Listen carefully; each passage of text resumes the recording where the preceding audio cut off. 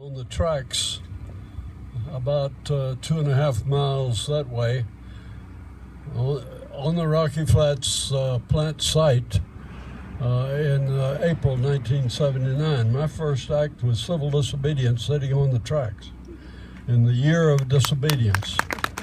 Cold War horse signifies a problem. The problem of Rocky Flats. More specifically, the problem of plutonium at Rocky Flats. Cared about anything but money. That has and will deny human health for many millennia to come. Many, many millennia. In their haste, they left out a few details to deny victims, to deny responsibility, and misrepresenting and diminishing human environmental health and safety. We were denied meaningful community involvement in the Superfund cleanup as well. In conclusion, to me, the inward significance of the Cold War horse is Jeff's art is a delight for voyeurs and vandals alike. The Cold War horse points to residual risk, buried, bubbling up, migrating dust into the abyss. Let's keep pressing them to do it right. The next Rocky Flats Stewardship Council meeting is Monday, October 26, 8:30 a.m. at the Rocky Mountain Airport. We need to fill up the building, not just the room. Jeff, my wife Patricia, and all our friends here, you are my inspiration, and I thank you.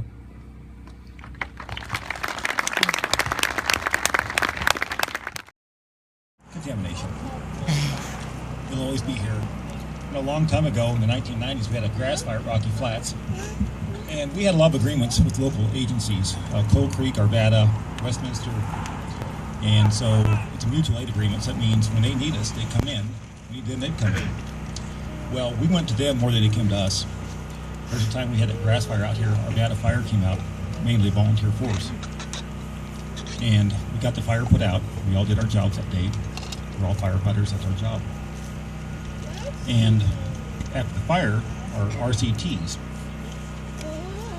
our folks that were, their job was to check us for contamination, came out and they checked us, did nasal swabs. For us, Rocky Flats firefighters, nasal swab was not a big deal. Just do a swab in your nose and make sure you have no contamination, or you have contamination, either or. Well, the Arvada guys were scared as hell. They never came back to help us again because their truck tires were contaminated. Some of them they were afraid of the nasal smears. They never came up to help us ever again. That's one story. Many stories of Rocky Flats. I grew up in this area. Chris and I both did, not far from here. And both of us growing up never knew what Rocky Flats really was. The secrecy still remains, and DOE still wants to keep that secrecy intact. I try not to be too outspoken about Rocky Flats, but honestly, would I move my family out to Camp Ellis? No. Do I live downwind? Yes. Have I all my life? Yes. We're proud, many of them were very proud of being Cold War warriors. Those of us who live in this area, lived in this area, grew up in this area, we were Cold War warriors too. It's just that no one told us. No one told us that we were on the front line of the Cold War here. My parents thought they were raising their 4 children in the perfect environment. We rode our horses, my sisters and I, we rode our horses on this land, in this field. We swam in Stanley Lake. And we had no idea that there was contamination in the air, in the water, in the soil. It was very, very difficult for my parents to hear the truth of what happened at Rocky Flats. So a horse is an appropriate symbol in so many ways. For me, it's an important symbol because this is where we rode in this kind of wind, actually, with the horse's mane whipping across our face, and it was such a wonderful thing. a representation of freedom and innocence and the beauty of the landscape. And I'm reminded, you know, you all know the blue horse, the blue Mustang out at the airport. That's a very important symbol for Colorado. That's a symbol of freedom, of openness, of power, of so many things. And that horse is a gateway to Denver. People who fly into the airport and they see that horse, that is a gateway to the west. This horse represents a different kind of gateway, a different kind of symbol. A gateway not of a land where we can run free, but a land that bears scars that we can't see, a land with a heavy and a lingering legacy, a land that must be labeled and shielded. You can't sense plutonium. You can't see it or taste it or feel it. You have no idea if you're being exposed to it. There are no signs here around Rocky Flats. There is nothing that tells the story of what happened here and how important this site is historically and environmentally, and how it is an ongoing story.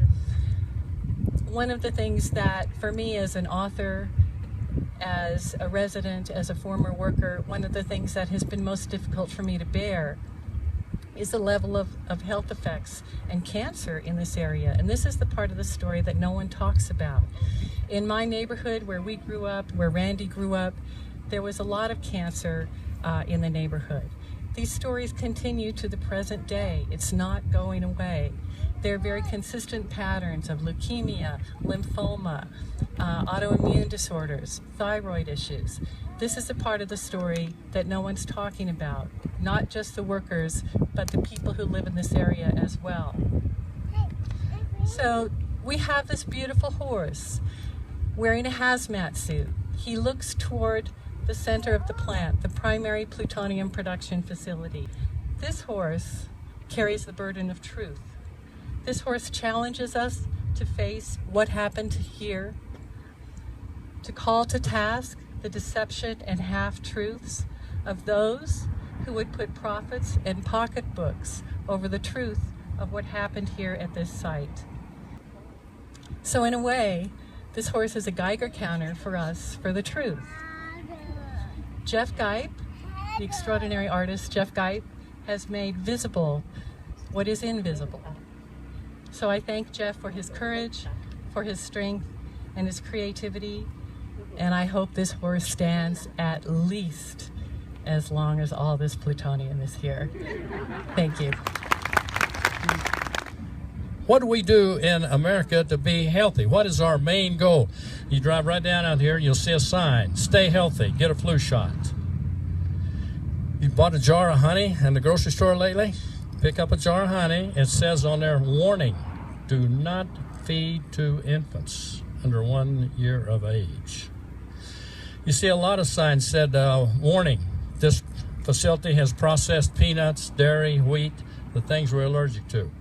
Yet, why won't we say, warning, this area has plutonium? The legislature had 2 attempts to pass a bill that said just that, warning, this area has plutonium, illegally handled, transporting, and disposed. It's all public record. It was illegally done. And the first attempt was a failure. That was my attempt. I was pretty new. I was kind of lost when I got to the Capitol. A matter of fact, I was so lost that in order to pee, I had to go out behind the bushes. I didn't even know where the bathrooms were at. But I got smarter. So the next year, Big Mike Serbo back here, he knows that. He was there. He saw me with the homeless guys. So the next time we went out there, Dr. LeRoy Moore, Harvey Nichols, and the students from CU came down and lobbied and helped. It was a great effort. Jon Lipsky was there, did a horseback ride with me, and we actually got that passed on the floor. I don't know if you know this, LeRoy, but an ethics charge was actually filed against the students of CU because the guy that filed it was from Colorado Springs, Mark Clower, and he filed this ethics charge, tried to, because he said it was unethical for students to come down and get involved in the Capitol. And I give him quite a chewing on the floor. Why did that attempt fail? We did a great job. They came down, it passed the floor with flying colors, but it never went anywhere. Mark Udall, the great protector of the environment, he called his buddy John Fitzgerald, President of the Senate, said, President Fitzgerald, do not let McKinley's bill go to committee. Killed it. Mark Udall did some kind of a bill to recognize the Rocky Flats workers, the illness of them. Never went anywhere. Well, the reason it didn't, he didn't do nothing. He simply put it up and made it look like that he had made an effort, and then it just washed away. The horse is a great symbol. There's something about the rhythm, riding a horse, the rhythm in our body, in our soul, the environment, and the animals. You have a connection, a feel there, and that rhythm is a definite rhythm, kind of connects you back to the earth. Now, do you realize the horse was the first extension of man's ability? Before the horse, you went and hoed your garden as long as you could hoe it. You walked as long as you could walk. You did whatever you could do as long as you could do it, which wasn't all that long. Your body failed.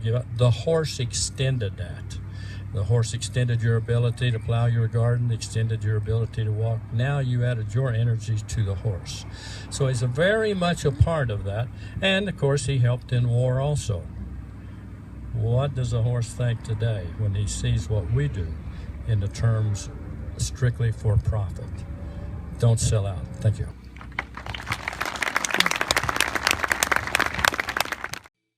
Earth, air, fire, and water, and earth,